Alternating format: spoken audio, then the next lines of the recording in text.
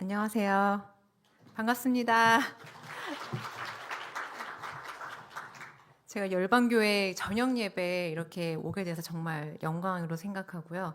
저희 목사님은 한 번씩 오셔서 말씀 전하셨던 걸로 제가 기억하는데, 이제 그때마다 저도 사역이 있어서 따라오지를 못했었고, 저녁 예배 이제 제가 강의하러 와서 이렇게 뵙게 되니까 정말 더 영광이고, 저녁 예배가 굉장히 운치 있고, 이 추운 겨울 저녁에 이렇게 와주셔서 서로가 정말 은혜가 되는 자리인 것 같습니다. 네, 저는 이제 어, PPT 띄워줘야 될 것 같아요. 예. 저는 지금 이제 한국어 교사, 외국인들을 가르치는 한국어 교사로도 일을 하고 있고, 다문화 사회 전문가로도 활동을 하고 있습니다. 또한 부천의 온드림 교회라고 저희 그 담임 목사님 3호 역할까지 하면서 이렇게 병행하면서 활동을 하고 있는데, 그 세 가지 모두가 저도 각각이 다른 일이라고 생각을 했었었는데, 오랜 시간을 달려오다 보니 하나님이 사역으로서의 최종적인 저한테 그 믿음을 보여주셨고, 비전을 보여주셨고, 우리 교회가 앞으로 나아가야 될 방향에 대해서 제가 어떤 것을 말씀드리고 다녀야 하는지, 비전을 어떤 거를 보여드려야 하는지, 제가 누구한테 들은 것도 아니고, 뭐, 간접적으로 경험한 것이 아니라, 한 8년 이상을 매일같이 제가 눈으로 보고, 귀로 듣고, 느끼고, 경험하고, 깨달은 그런 저의 그 간증과 함께 하는 선교적 대응을 최근 저도 계속해서 하나님의 그 비전을 받고 미래를 함께 그 꿈꾸면서 그렇게 나아가고 있습니다. 제가 평택을 인지하게 된 이제 저희 집이랑 가깝진 않으니까 평택을 인지하게 된 첫 번째 계기는 최시원 목사님께서 이제 개척을 하겠다고 안중에 내려온다고 하셨을 때 이제 그때 처음 평택 이렇게 생각을 했고, 두 번째로는 이제 제가 다문화 사회 전문가 활동을 하면서 경기도가 거론이 되면 늘 세 번째 안으로 거론이 되는 도시가 평택이었어요. 이주민들을 위해서. 네. 저희 그 최지원 목사님하고 저희 목사님하고 이제 신대원 동기셔서 한 20여 년쯤에 총신대에서 같이 동기로서 만나서 공부를 하셨는데, 이제 그때 제가 남편하고 연애를 하고 있었고, 남편은 처음 이제 그 이제 신학의 길을 간다고 하지 않아서 연애를 시작한 거였는데, 네, 도중에 갑자기 신학대학을 간다고 해서 하나님이 나한테 기회를 주셨구나. 헤어질 기회를. 나는 이제 도망가야겠다. 일단 계실 이제 확실한 믿음을 받았죠. 그래서 이제 나는 틈을 벌려서 도망가겠다 했었는데, 틈을 벌려서 좀 헤어질만 하면 제시어 목사님이 차를 태워서 저희 남편을 저희 집 앞에 갖다 놓고 저희가 얘기하는 동안 밖에서 기다리셨어요. 그래서 그 열과 성을 다해서 저를 밀어붙여 주셔서 저희 남편하고 이제 결혼을 하게 됐고, 이제 그렇게 해서 20년이 넘게 이제 흘러왔는데, 최시호 목사님이 굉장히 그 비전을 내다보시는 그 날카로움이 있으세요. 네, 정말 그 어떤 명쾌함이랄까, 그게 있으세요. 무섭도록. 그래서 저희 남편이 이제 길을 못 잡고 있고 그러면 굉장히 조언도 많이 해주셨고, 저희 남편 제가 결혼을 결정을 못 하고 있을 때 최시영 목사님께서 이대호 목사는 잘 될 거다. 분명히 잘 될 거다. 이렇게 말씀해 주셔서 하나님이 목사님을 통해서 말씀해 주시나 보다 해서 믿고 결혼을 했고, 잘 될 거라고 네, 믿어 의심치 않습니다. 저희 목사님. 네. 저한테 이제 그래서 저희 목사님이랑 이제 목사님이 박사학위를 하고 싶다고 해서 제 있는 재산을 다 끌어 모아서 이제 목사님과 함께 유학길을 떠났었고, 그 유학길은 가난하고 외롭고 지쳤었어요. 그리고 왜 제가 여기 와 있는지 남편이야 목표가 있었고, 근데 저는 그 100일 된 아기를 데리고 돈이 없이 가다 보니까 벌써 공감하시는 분들이 그때 돈이 없어서 경유를 해서 16시간을 가고 막 그랬습니다. 네.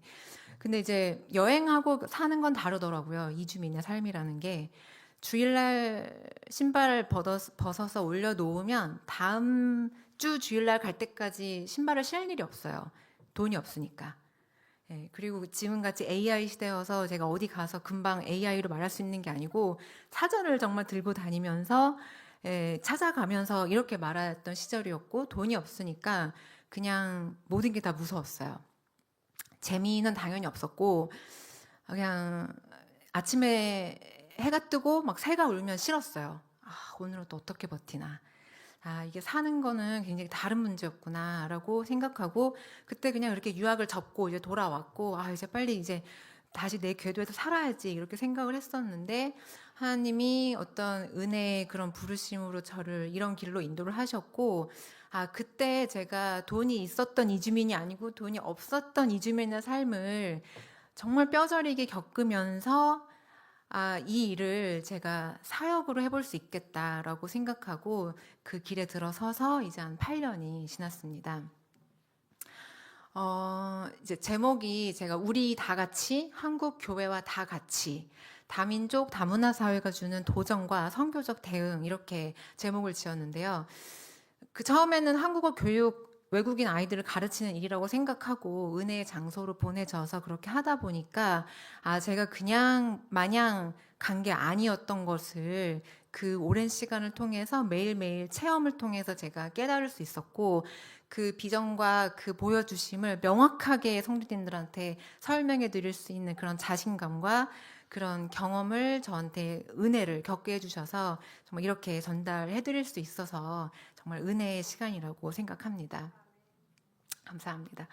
목차는 이렇게 오프닝 뭐 다문화 시대에 대해서 그리고 이주민과 다문화 학생에 대해서 이주민의 자녀들이 교회에 주는 의미, 교회가 놓친 이웃이 누구인지, 정말 포용할 수 있는 교회가 무엇인지, 우리가 다 같이 한국 교회가 다 같이 가야 할 방향은 무엇인지 이렇게 한번 진행을 해보도록 하겠습니다. 사실은 이게 한 3시간 정도 분량인데 함축해서 짧게 전달을 좀 잘 해드리고자 하는데 제 뭐 간증도 있고 찰 한 커트 한 커트가 막 1시간씩 넘어가는 분량도 있습니다. 근데 또 불러주실 거라고 믿고 오늘은 이렇게 이런 세계가 펼쳐지고 있으니 우리가 다 함께 준비를 해 나갑시다라는 정도로 한 마음을 열고 귀를 열고 한번 공감해 주셨으면 좋겠습니다. 저는 이제 한국어 교사 일을 하고 있고 이제 1급 자격 그리고 다문화 사회 전문가 자격으로 활동을 하고 있는데 저런 것도 있었어? 뭐 하실 거예요. 근데 지금 굉장히 다문화 사회 전문가가 필요한 그 분야가 많고 뭐 난민 멘토, 난민 심사, 난민 실사관 그리고 지역 사회에서의 어떤 연계, 학교 이런 부분에서 굉장히 폭넓게 활동하고 있고 굉장히 그 지역 주민들과 가깝게 활동할 수 있는 포지션에 있습니다. 2017년도부터는 인천의 한박중학교라는 곳에서 한국어 교사 일을 계속 하고 있고 작년에는 그 아시아 선교사 연합 CSCA라는 곳에서 선교사님들 연합에서 도대체 한국의 다문화 사회가 뭐 어떻게 되고 있다고 하는데 그 현장을 좀 설명해 줄 수 있냐라고 초청을 하셔서 치앙마이에 가서 섬기게 되었습니다. 너무 이제 놀라워하셨고 그 뒤 간증도 또 뒤에 얘기가 나오는데 그때 최시영 목사님께서도 먼 길을 오셔서 함께 세미나에 참여해 주셨고 아마 굉장히 해안이 있으시고 미래에 어떤 그런 날카로움이 있으시기 때문에 먼저 아마 느끼셨고 그래서 오늘 또 이 자리를 만들어 주셨던 거라고 생각이 듭니다. 제가 이제 한 학교에 오래 있으면 고이잖아요. 생각이 고이고 경험이 고이기 때문에 하나님 제가 그러면 좀 더 레인지를 넓혀서 다른 학교에 다른 지역에 다문화 아이들은 어떻게 지내고 있는지 그게 궁금해져서 시간을 쪼개고 다시 원서를 내고 해서 초등학교, 중학교, 고등학교, 대학교를 다 그랜드 슬램을 달성해 봤습니다. 그 경험이 정말 저를 더 풍부하게 했고 그 경험을 하지 않았더라면 큰 걸 놓칠 뻔했다라는 귀한 모든 자리에 주님이 저를 또 보내주셔서 그렇게 이루어낼 수 있었습니다. 어느 날 열방교회 문을 누군가 두드립니다. 누군가가 두드릴 거예요. 문을 열어줘야겠죠. 교회에서 반겨야 할 당연히 응당이 가족들이 오면 반기시잖아요. 네, 새 가족이 방문한 것 같아요. 이제 설레이는 마음으로 새 가족 반 분들이 가셨겠죠, 전도사님하고. 네, 교회 문을 열었는데 좀 낯선 내 가족이 서 있습니다. 네, 우리가 좋아할 만한 뭐 백인의 금발머리 그런 가족이 아니고요. 네, 그 약간 동남아, 중앙아시아, 중동 지역에서 이렇게 오신 것 같은 가족분들이 서 있다고 상상을 해보십시오.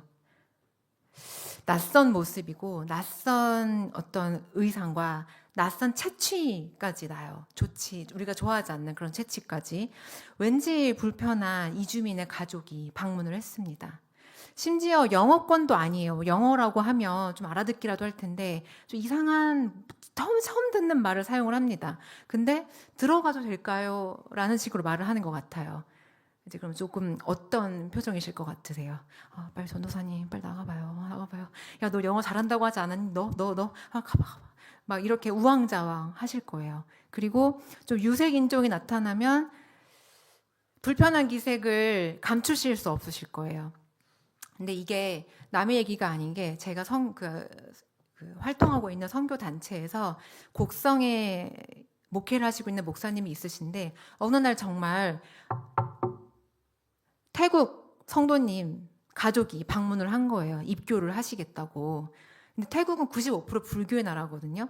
근데 한국에 이주를 와서 노동을 하시고 이렇게 이사를 하셨는데 가까운 교회가 그 교회여서 다니고 싶다고 방문을 하신 거예요. 근데 목사님이 전교인이 10명인데 4명이 태국 사람이 된 거예요. 한순간에 당황스럽잖아요. 그래서 어떻게 해야겠냐고 하셔서 본인이 솔선수범해서 한국어 교육 자격증을 취득을 하시고 다문화 사회 전문가를 취득을 최근에 이제 한 2, 3년에 걸쳐서 하셨어요. 그리고 태국 분들을 놓고 이제 막 설교를 하시는 거예요. 그래서 태국 같은데 이제 선교실 갔다 오면 그 성도님들을 위해서 막 거기 지역 음식을 사발면 이런 걸 막 사가지고 돌아가시고 그러고 계세요. 이게 지금 남해의 문제가 아닙니다. 네, 조금 지방 쪽에 있는 목사님들은 이제 이주민 선교가 핫 이슈가 됐어요. 그냥 찾아와요. 근데 어떻게 하실 거예요? 어떤 표정을 지으실 겁니까?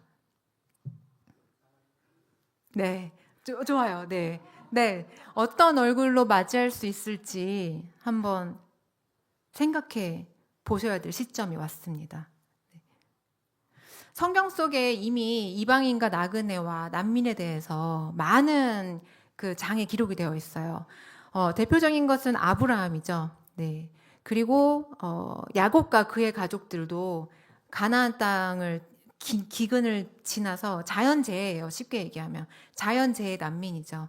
그래서 떠나서 떠돌아다니다가 정착하고 보호를 받았어요. 모세 대표적인 정치적 박해를 피해서 도망간 네, 난민이죠. 심지어 예수님의 유년기도 헤롯 왕을 피해서 그렇게 피해서 가서 거류를 했습니다. 성경 속에서도 이런 난민과 이방인과 나그네에 대해서 보호해야 한다는 그런 메시지를 여러 장에 걸쳐서 여러 인물들에 걸쳐서 전달을 하고 있어요. 성경을 제가 이제 여기 열방교회 오기 위해서 조금 더 시간을 들여서 공부를 했는데 성경에서 이주민 노동자 등 이방인들을 환대하는 것을 명시한 장들이 여러 가지가 있었고 3개 정도로 좁혀볼 수 있었어요. 게르, 뭐 환대하는 이방인들, 토샤브, 조건부 환대 이방인들, 그리고 배제하는 이방인들 이라고 이렇게 분류를 할 수 있겠더라고요.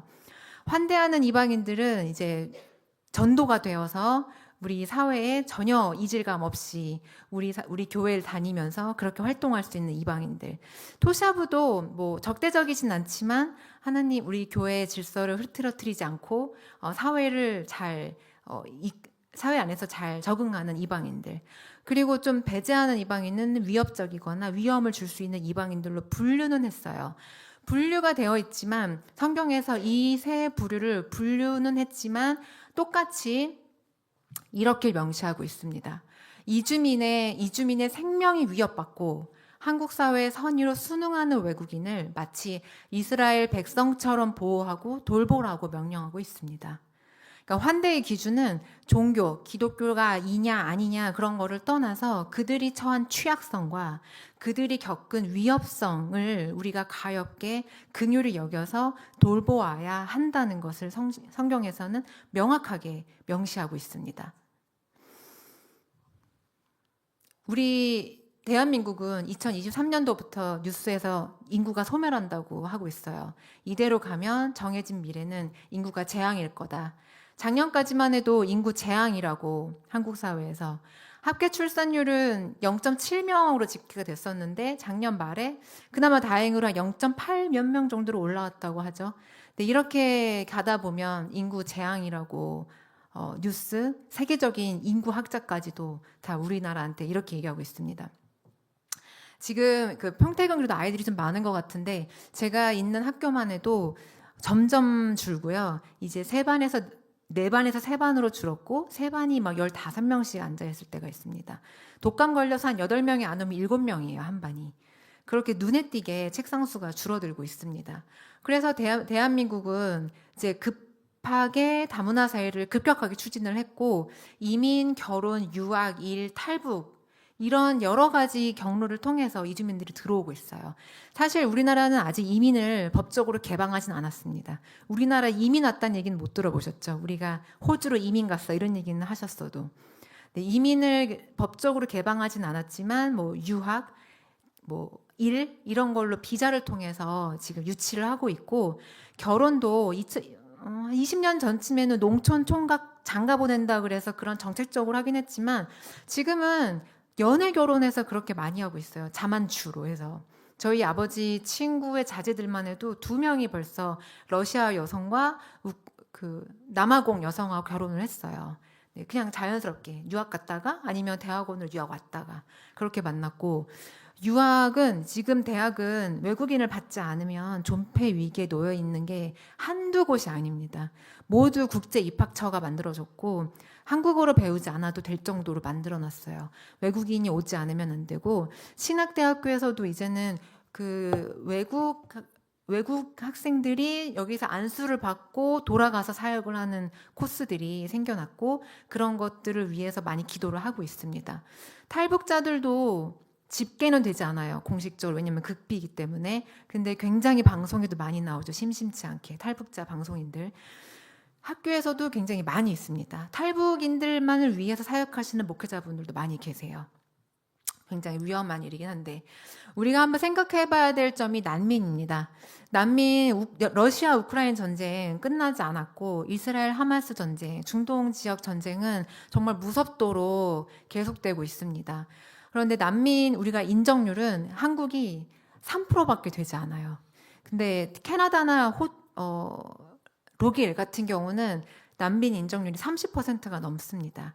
이건 우리가 국제적으로 좀 창피한 수준입니다. 왜냐하면 OECD 경제국가 10위 안에 든다고 하는데 그러면 응당 그거에 대응하는 그 자비를 베풀어야 하거든요. 감당해야 되는 몫이 있어요. 근데 저희는 국민 정서가 아직 열리지 않아서 3%도 안 돼요. 인정률이. 1.8%, 뭐 2.4% 이 정도 됩니다. 굉장히 국제적으로 문제고 우리가 아무리 받고 싶지 않다고 난리를 쳐도 정치적인 어떤 그 교류가 있기 때문에 끝까지 못한다고 할 수가 없어요. 이제 러시아 우크라이나 전쟁 끝나면 아마 저쪽에서 있는 고려인들이 또 대거 난민으로 한국으로 올 수도 있습니다. 그래서 지금 한국 사회는 제4차 외국인 정책 기본 계획을 발표를 했고 역대 사상 최대 273만 명이 지금 한국에 거류를 하고 있습니다. 재외동포청 인천에 만들어졌죠. 이민청이 지금 평택, 안산, 인천이 경합을 벌이고 있다라는 얘기가 있어요.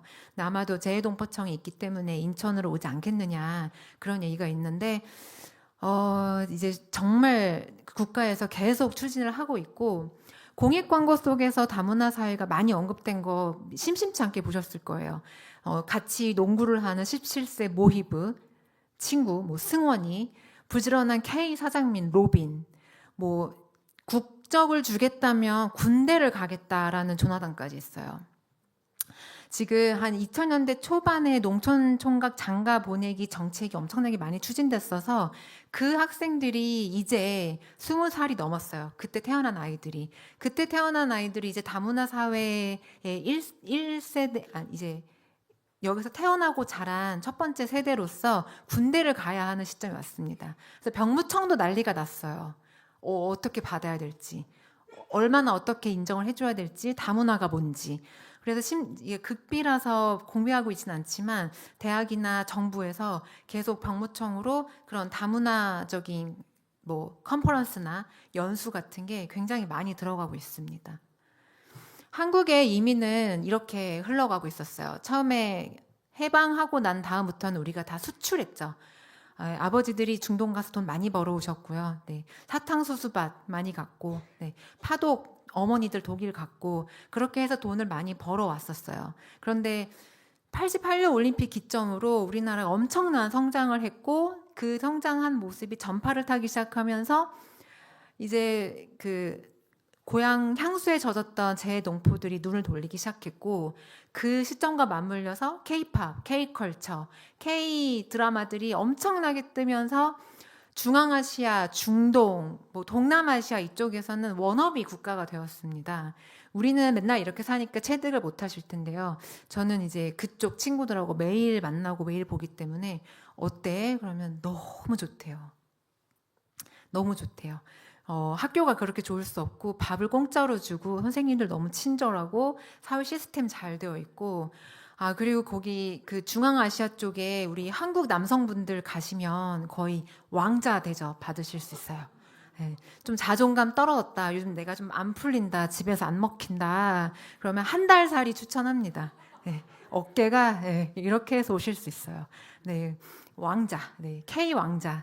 네, 제가 추천합니다. 좀 힘드시면 한번 다녀오시는 것도. 네, 코로나 때 잠깐 주춤했어도 거의 끄떡없이 폭발적으로 올라가고 있습니다. 코로나 때 잠깐 주춤했지만 10%씩 꾸준히 증가하고 있고, 이게 낮은 수치에서의 10%보다 굴러가면서의 10%는 뭐 거의 기하급수적으로 올라간다고 볼 수 있어요.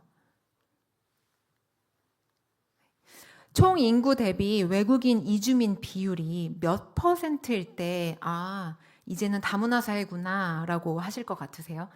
UNHCR이나 세계국제기구에서 이 정도면 100명 있을 때 외국인이 이 정도면 이제는 다문화 사회라고 생각해야 돼 라고 권고한 퍼센트가 있어요. 어떻게 생각하세요? 100명 중에 몇 명이면 이제는 우리가 다문화 사회구나. 20%, 30%, 네. 15%요? 5%요? 네. 5%입니다. 5%. 5%면 우리는 다문화 사회로서 이제 준비를 해야 한다라고 권고하고 있어요. 근데 우리나라 몇 퍼센트일까요? 우리나라. 이제 앞으로 될 거야. 그래. 오늘 들어보니까 이제 앞으로 되겠지라고 생각하실 것 같은데 공식 집계만 5.3%가 넘었고요. 불법 체류자, 미등록 외국인 빼고예요. 법무부에서 공식 집계한 것만. 네, 그러면 그 이상이라는 얘기예요. 그 이상. 이미 앞으로 될 거야가 아니에요. 이미 됐어요. 이미 됐어요. 네. 다문화 학생이 굉장히 중요합니다. 왜 그러냐면 부모 세대들은 명확한 이주의 목적이 있어요. 결혼, 유학, 돈, 뭔가가 있어요. 그래서 굉장히 흔들리지 않는데 다문화 학생들은 거의 다 부모님을 따라 들어온 경우예요. 혼자 내가 뭘 할 거야라고 들어온 경우가 없어요. 네, 그런데 여기서 부모님보다도 학생의 주목을 많이 해주셨으면 좋겠어요. 부모님이 자녀가 없을 수는 있지만 자녀가 있는데 부모님이 없는 경우 별로 없기 때문에 이주한 경우에는 아이들이 저 정도다 그러면 부모가 몇 명 이렇게 어느 정도 되겠다라고 가늠도 해보실 수 있을 것 같아요. 대한민국 출생률이 줄고 있어서 매년 10%씩 꾸준히 줄고 있습니다. 그리고 다문화 학생들은 작년 이제 20만 명 돌파했어요. 이제 모수가 줄다 보니까 당연히 다문화 학생 비율이 점점 높아지고 있습니다. 이게 점점 이제 만날 것 같아요. 점점. 전국 전체 다문화 대비 학생 비율인데요. 이제 전체 숫자가 이제 3.48% 정도 되고 2024년에 제가 통계를 한번 확인했을 때는 이 지방 쪽은 저렇게 빨간색은 아니었어요. 군데군데만 빨간색이었고 전체적으로는 아니었는데 이제 세종 이하는 전부 다 빨간색이 들어왔더라고요. 저기는 대학부터 초중고가 다 난리예요.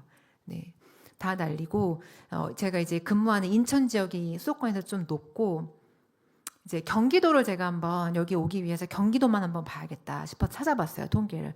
막 계산을 해봤더니 우리 평택시가 한 6위 정도 되더라고요. 근데 숫자가 안산 빼고는 또 비등비등해요. 거기서 비등비등. 아, 그럼 비율이 어떻게 될까? 비율을 계산을 다 해봤어요. 근데 평택이 세상에 평균 이상이에요. 평균 이상.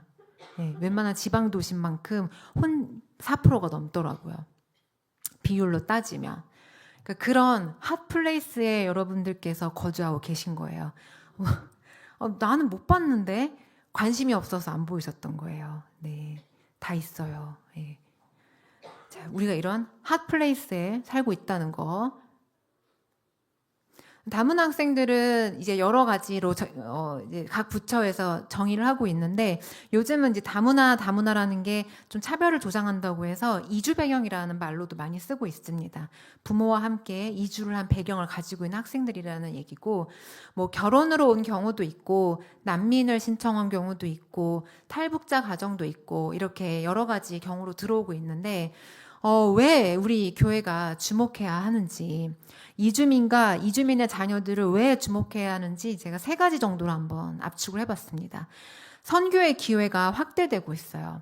저는 좀 부끄럽게도 선교는 내가 지금 목사님 아내로서 활동하는 것도 살짝 버거운데 내가 어딜 가서 선교할 감은 아니다. 선교는 저는 아예 거리가 멀다고 생각했어요. 그리고 아직 내가 그럴 그릇이 아니다라고 생각했는데 선교의 대상들이 제 눈앞에 있는 거예요. 제가 이제 안 가도 돼요. 부담 가지고 막 그걸 위해서 몇 년 동안 기도하면서 가서 막 내 거 다 기반 정리해서 가서 나도 적응하면서 선교하면서 그렇게 어렵게 하지 않아도 되는 내 눈앞으로 선교 대상들이 오고 있었다는 거예요. 저도 그걸 깨달은 지가 3, 4년밖에 되지 않았어요. 또 뒤에 또 간증이 있는데 이제 또 설명을 드릴게요. 선교의 경계가 사라졌고 한국 유일한 한국에서만 이제 외국으로 보내는 선교가 아니라 국내에서도 얼마든지 이주민들에 대해서 선교를 할 수가 있습니다. 그리고 세대적 책임의 인식이 우리 교회가 꼭 짊어져야 해요.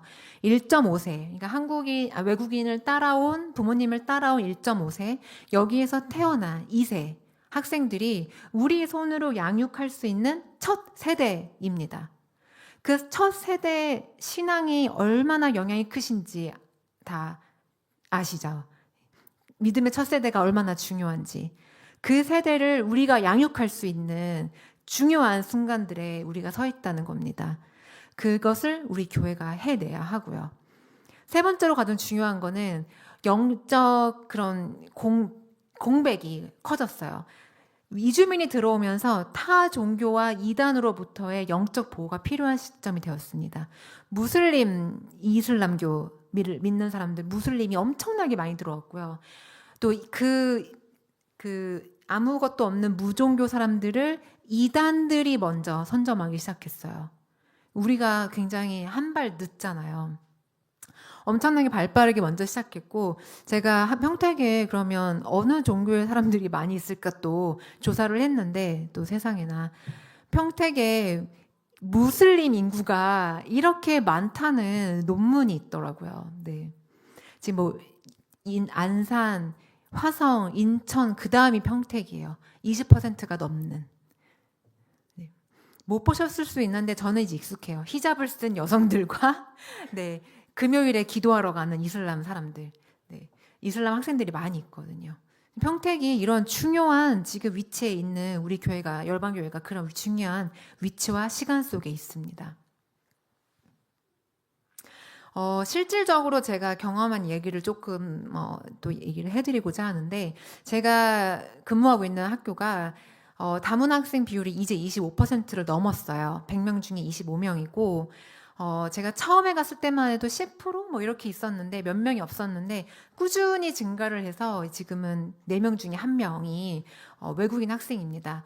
저렇게 함박로라고 길이 있고요. 고려인 아시죠? 그 고려인들이 집단적으로 거주를 하는 곳이고 그 함박로 끝자락에 저희 학교가 있고, 그러니까 하나님이 저는 처음에 그냥 너무 학교에서 일할 수 있어서 너무 감사합니다라고만 생각을 했는데 저를 거기로 보내신 이유를 매년 매일매일 매달 보여주셨어요. 거기와 맞물린 무슬림 인구가 집단적으로 살고 있는 곳이었어요. 그래서 한 53명쯤 되는 이주민 학생들이 있는데 17개국이 있어요. 17개국. 그러니까 1명, 3명, 2명, 4명 막 이래요. 수단 사람 보신 적 있으세요?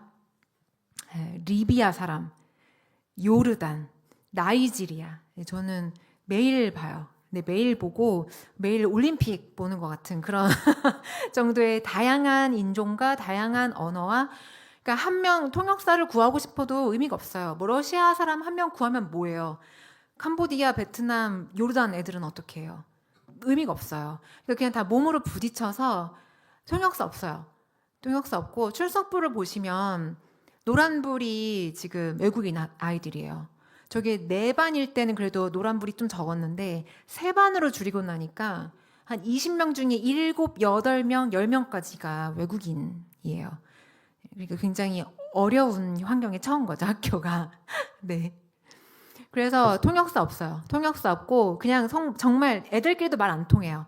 어떤 애는 아랍어, 어떤 애는 캄보디아어, 뭐 어떤 애는 뭐 러시아어, 막 이렇게 자기들끼리 막 대화도 안 되고 AI를 썼다가 손으로 발로 했다가, 그래서 저도 활동을 많이 시켜요. 이거를 하나로 만드는, 말을 못해도 하나로 할 수 있는 활동은 음악을 하거나 미술을 하거나 만들거나 하면서 연합해가는 그런 사역이 필요하겠다 싶어서 저런 활동들을 많이 하면서, 이 사진 한 장에 7명이면 7개 나라예요. 저까지. 네. 세계적인 국제학교에서 제가 이렇게 있습니다. 그런데 제가 이제 여기 보면 히잡 쓴 여학생도 있고 이게 보이실 거예요. 이슬람 학교 아이들을 굉장히 많이 만났어요. 많이 만났고, 그러면서 선교의 어떤 메시지를 내가 아이들한테 전해야 되겠고, 내가 이주민으로서의 어려웠던 그 경험과 그 생각과 그때 체험이 이 아이들한테 무슨 마음이 필요할까, 무슨 얘기가 필요할까, 그런 일들을 매일매일 고민을 했습니다. 근데 어느 날 한 아이가 칠판을 지어주는데 등에 하나님은 사랑이시라라는 티를 입고 온 거예요. 그래서 누구야? 이리 와봐. 이거 어디에서 났어? 티? 그랬더니 교회 이렇게 얘기를 해요. 그래서 교회에서 받았어? 그랬더니 숭이 교회였어요. 숭이 감리교회. 그래? 그래서 이제 찾아봤더니 2,000명이 총성도인데 700명이 러시아어권 학생 이주민들이 모이는 거예요. 벌써 700명이. 그래서 이제 찾아봤어요. 주보랑 홈페이지를. 그랬더니 러시아어 예배가 따로 이제 개설이 됐고, 애들한테 물어봤어요. 그러면 목사님이 몇 분이셔? 그랬더니 설교를 러시아어로 하시고, 구역이 나눠져 있어서 청년부 목사님들이 막 신방도 오시고 전화도 주시고 뭐 기도도 해주시고 다 그렇게 똑같이 운영을 한다는 거예요. 그리고 토요일 날은 아침부터 밤까지 계속 한국어 교육 봉사가 돌아가고, 어려운 일 있으면 상담받고 멘토들이 도와주고 이런 일들을 하고 있다는 거예요. 벌써. 그래서 그때 벌써 이렇게 이주민 사역이 시작이 됐구나, 내가 이걸 좀 연결을 못 시키고 있었구나, 아둔했구나라는 것을 되게 반성을 하면서 이제 마음에 좀 제가 싹트기 시작했어요. 이주민 선교가 시작되었구나. 안산 동산교회만 해도 들어가서 보면 주보나 홈페이지에 외국인 선교팀이 따로 있고 해외 선교팀도 물론 있어요. 근데 그 이주민 선교를 활발하게 이미 하고 있는 거죠. 거점 지역에서는. 안산 이주민센터 다문화교회에서는 아예 이주민들과 함께 목사님이 사역을 하시고, 얼마 전에는 2025년 10월이었는지는 그때쯤에 이주민 선교 컨퍼런스라고 해서 이미 많은 목회자분들이 고민이 많으신 거예요. 이주민 선교를 어떻게 해야 할지. 벌써 선교 컨퍼런스가 열렸어요. 그랬다는 거는 지방, 아까 그 빨간불이 많이 켜진 그런 소도시, 중소도시에서들은 정말 이제는 이주민들이 들어오셔서 예배드리고 싶어라고 말을 한다는 거예요. 근데 이제 담임 목사님만 반기실 건가요? 교회는 성도님들이세요. 성도님들이 곧 교회시기 때문에 성도님들이 미리 준비되어 있으셔야 돼요. 당황하고 무슨 냄새야? 약간 이런 얼굴 하시고 하면 그걸 성경에서 명시되어 있는 이방인을 위한, 나그네를 위한 그런 사역을 우리가 예수님의 제자로서 정말 펼칠 수가 없습니다. 제가 작년에 CSJ 그 치앙마이에 가서 말씀을 이제 국내에 어떤 비전을 선포해드리고 그 설명을 해드리려고 원고를 다 짜고 준비를 다 했는데 사실은 한 20% 자신이 없는 부분이 있었어요. 명확하게 제 눈으로 보지 못한 부분이 있었어요. 좀 걱정이 됐어요. 제가 감히 선교사님들 앞에서 설명을 좀 해야 되는데 하나님 5% 자신이 없다. 과연 어떻게 되고 있는 건지, 정말 그런 일이 일어나고 있는 건지 좀 자신이 없어요. 하나님. 계속 기도를 했어요. 그런데 떠나기 전, 한 달 전에 이미 원고도 다 보냈고요. 이미 제 발표문도 거의 다 피팅이 되어 있는 상태였는데 어느 날 발레리아라는 학생이 전학을 옵니다. 근데 뭐 매달 오기도 하고 막 일주일에 2명 오기도 하고 해서 별로 흔한 일이에요. 별 중요한 일이 아니에요. 또 왔나 보다 했어요. 그래서 전화가 와서 이제 교무실에 갔는데 그날 보통은 부모님이 뭐 말이 되든 안 되든 좀 한국말 잘하시는 부모님 친구 이렇게 해서 보통 그렇게 옵니다. 근데 그날은 목사님이 동행을 하셨어요. 목사님이 동행을 하셨고 통역을 해주시면서 제가 이 아이 담임 목사님인데 무슨 일이 있으면 엄마가 한국말 잘 못하시니까 저한테 연락을 하시면 제가 엄마한테 전달을 해드리겠습니다 라고 명함을 주셨어요. 그래서 어머 정말 이렇게 지역에서 목회를 하시고 아이를 여기까지 데려오시는 것까지 하시고 계시구나 싶어서 목사님 러시아어가 유창하시던데 어떻게 공부를 따로 하셨어요? 그랬더니 카자흐스탄에서 20년간 선교를 하셨고 국내 선교장이 더 커지고 있다라는 걸 이미 깨달으셔서 귀국을 하셔서 고려인 밀집 지역에서 이제 목회 활동을 시작을 하신 거예요. 네, 이제 러시아어가 잘 되시니까 좀 더 빠른 포교 활동을 하실 수 있으셨겠죠. 그래서 그 아이가 그분도 이제 이주민으로 살았기 때문에 뭐가 어려웠는지 분명히 필부로 아셨을 거예요. 그래서 그 아이를 직접 데리고 오셔서 그렇게 어떤 학교에 어려움이 있으면 나한테 연락을 하면 전달을 하겠다. 이런 식으로 그런 사역을 하시더라고요. 제가 그 장면과 그 날 일을 겪고 나서 제 마음에 선교의 경계가 더욱 더 사라졌습니다. 오히려 진짜 우리 여기가 열리고 있구나. 우리가 한 발 늦었을 수도 있겠구나. 우리가 진짜 더 마음으로 빨리 준비를 해야겠구나라고 마음을 먹고 그 확신을 가지고 이제 태국에 가서 선교사님들에게 이 에피소드까지 다 보태서 전달을 해드릴 수 있었습니다. 다음 세대를 위한 우리들의 큰 책임이 있어요. 아까 말씀드렸듯이 이주민의 자녀 1.5세나 2세들이 주는 큰 의미가 있습니다.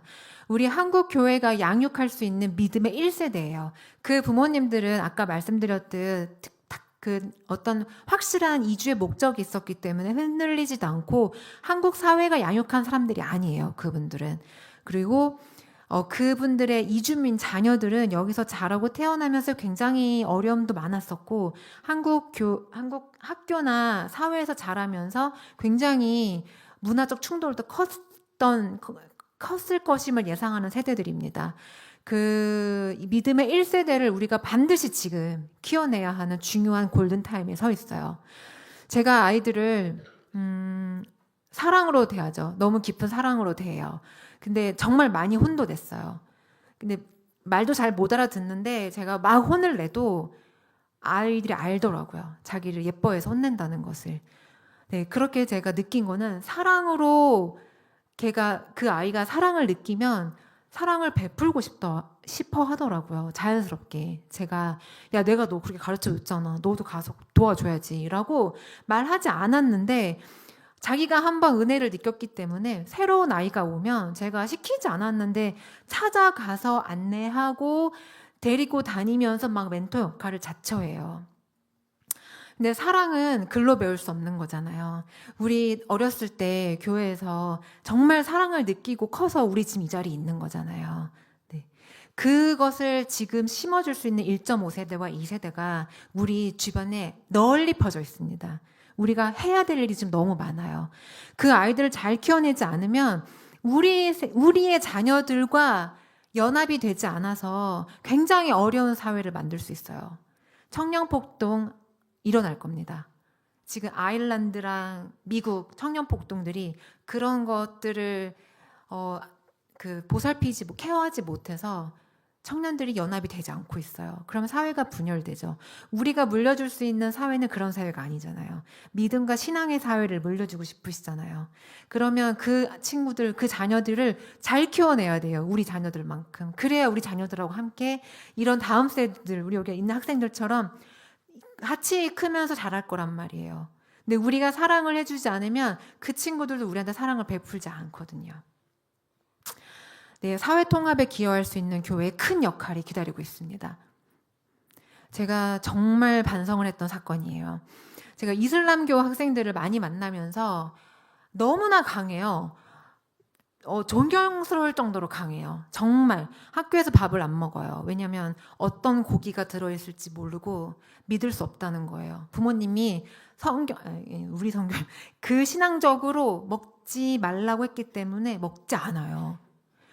우리가 아무리 교회에서 아무리 가르쳐도 우리 애들 그 정도까지 못할걸요?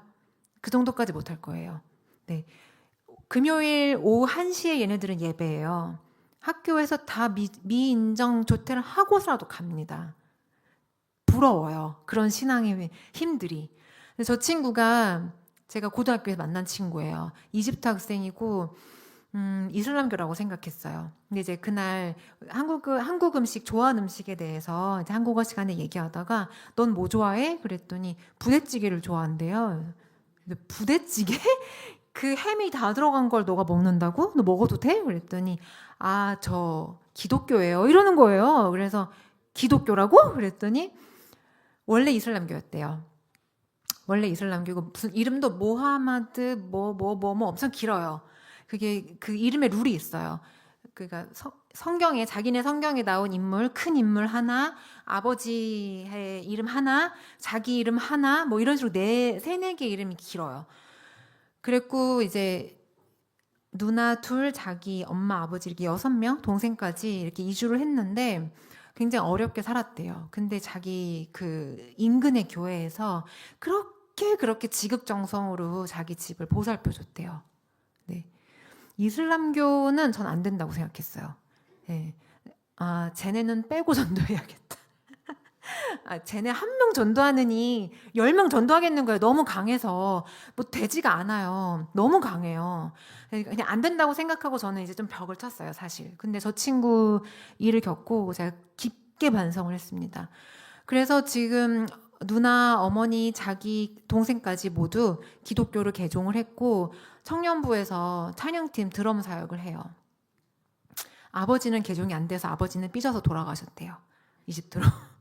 그래서 얼마 전에 이제 이거 준비하면서 이름도 기철이라고 목사님이 지어주셨어요. 네. 그쵸? 주님이 뭐 귀한 뭐 이런 이름일 거예요. 그래서 저는 정말 그냥 기철이라고만 해요. 기철아 요즘 뭐해? 그랬더니 청년부랑 제주도 MT 갔대요. 얼마 전에 이거 준비하면서 사진 보면서 제가 전화했거든요. 야, 너 얼굴 좀 쓸게 이렇게. 제가 이 사건을 통해서 크게 반성했습니다. 이슬람교도까지 포용해야겠구나. 안 되는 건 없구나. 정말 되는구나 저렇게. 저 친구 졸업식 때 제가 갔어요. 그랬더니 그 그러니까 이슬람교에서 이셨는데 한국에서 안수받고 목사님이 되신 분까지 오셨어요. 그래서 서로 인사했어요. 그 목사님, 그 선생님, 안녕하세요. 이렇게 인사하는데 서로 되게 무언의 그 신앙의 눈빛을 주고 받았습니다. 또 중요한 사건이 있었어요. 이 두 남매가 제가 굉장히 사랑하는 애제자들입니다. 그 아프가니스탄 특별기여자들 한국에 왔던 거 사건 기억하시죠? 우리 학교에도 이제 몇 명이 배정이 돼서 저 친구들을 굉장히 제가 애정을 갖고 가르쳤는데 이제 졸업은 시키긴 했어요. 근데 그때 제가 정말 또 놀란 사건이 있어요. 자꾸 이제 저랑 얘기를 많이 하니까 뭐 어머니를 가르쳐 주러 어느 교회에서 한국어를 가르쳐 주러 오신다. 무료야? 그랬더니 무료래요. 그리고 평일에도 뭐 엄마를 모시고 병원에 가고 뭐 이렇게 굉장한 되게 밀접한 친절을 베푸는 거예요. 그래서 제가 조금 느낌이 이상해서 저만 그런가 싶어서 저 친구들의 동생의 한국어 선생님이 또 있었어요. 그 선생님이 독실한 크리스천이세요. 그래서 그분 선생님하고 연합을 해서 한번 조금 더 깊게 알아보자 했더니 알고 봤더니 이제 이단 교회가 벌써 침투를 한 거예요. 그래서 한국에서 받을 수 있는 뭐 특별한 그런 거 있잖아요.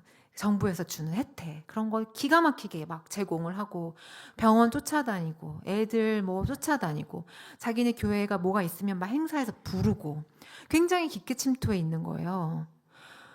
그래서 정말 이단도 이렇게 발빠르게 움직이는데 우리는 뭘 했나 그런 반성을 그 선생님하고 굉장히 깊게 했습니다. 그 이단 교회에서는 이미 저 분들이 집단 합숙할 때부터 이미 들어갔더라고요. 통역사들을 통해서. 그래서 이제 이주를 했는데도 불구하고 다 막 멘토라고 이제 와가지고 도와주고 가르쳐주고 무료로 막 이렇게 섬기는 거예요. 정말 우리가 이단보다 못하면 안 되지 않습니까? 최소한. 네. 벌써 이단들도 새로운 이주민이 들어왔다고 발빠르게 움직이고 있었어요. 이렇게 영적으로 틈이 벌어지고 있는데 우리가 안일하게 그런가? 오면 시작하지 뭐. 이렇게 생각하기에는 우리의 다음 세대들을 위한 우리의 임무를 다 못하고 있다고 생각합니다. 저는. 다 가치를 위한 노력은 현실적으로 우리 국내 다문화 선교가 필요한 시점이 되었습니다. 국내 체류 외국인이 270만 명을 넘었고 다문화 학생이 20만 명을 넘었고 경기도 비율 우리 2위예요. 2위. 결코 우리는 아닌데? 라고 할 수 있는 숫자가 아닙니다. 교회가 놓친 현실들이 굉장히 있어요. 너무 큰 현실을 놓치고 있습니다. 선교 대상이 급격하게 확대되고 있고 신앙 정체성의 위기가 크게 찾아오고 있는데 우리가 체감하지 못하고 있어요. 또 영적 공백의 위험이 굉장히 크게 오고 있습니다. 타종교와 이단으로부터의 노출과 접근이 되고 있고 지금 우리 자녀들도 결국은 위협을 받을 거예요. 그런 세력들이 늘어나면. 이슬람교 6, 7명씩 나와요. 출산율로만도 계산이 나왔어요. 50 몇 년이면 이슬람교가 더 많아질 거라고 우리나라에. 지금 우리가 잘 해놓지 않으면 우리 다음 세대가 위험하다니까요. 네. 우리가 놓친 현실이 무엇인지 한번 깊게 생각해 보셔야 될 타이밍입니다. 위기가 오면 기회가 있죠. 교회가 새로운 역할을 맞이할 때가 왔습니다. 첫 신앙 세대를 양육할 수 있는 기회가 왔고요. 한국 교회가 양육하는 첫 세대들이 이제 목사가 되고 전도사가 되고 찬양 사역자가 될 거예요. 피아워십 아시죠? 유명한 피아워십. 첫 번째 피아노 반주자가 인도네시아 청년이었어요. 피아노 전공하지 않았어요. 공대 다녔대요. 유학생이었는데 그 친구가 처음에 그 유튜브 찍고 했을 때 피아노로 섬겼습니다. 이제 그런 일들이 자연스러워질 거예요. 그리고 저는 좀 요즘 매너리즘을 느낍니다. 우리 다음 세대부 예쁘긴 하지만 이제 우리나라 사람들 못 먹어본 거 없고 안 가본 거 없고 안 해본 거 없고 어떤 좋은 것을 줄 테니 교회에 와라고 해도 모두가 시큰둥해요.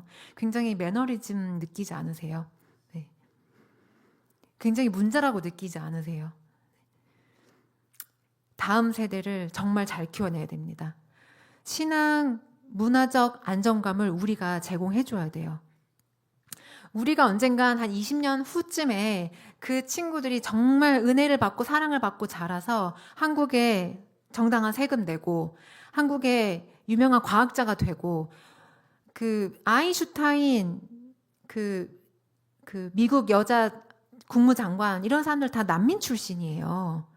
난민 출신이 굉장히 나라에 큰 역할을 해준 경우 굉장히 많습니다. 그렇게 되지 않으리라는 법 없어요. 네, 금메달도 따올 거고 우주선 타는 과학자도 될 건데 굉장히 잘 키워내면 우리 다음 세대들과 좋은 연합을 해서 시너지를 내서 좋은 교회를 이룩해낼 수가 있습니다. 우리가 걱정 안 해도 돼요. 잘 키워내면. 그리고 글로벌 공동체 실현을 반드시 이뤄내야 합니다. 우리 세대들이 이제 앞으로는 우리도 유학 가고 많이 이렇게 살지만 그 다음 그 이주민 세대들과 함께 이뤄낼 수 있는 그런 글로벌적인 신앙을 우리 세대 아이들도 경험을 해봐야 돼요.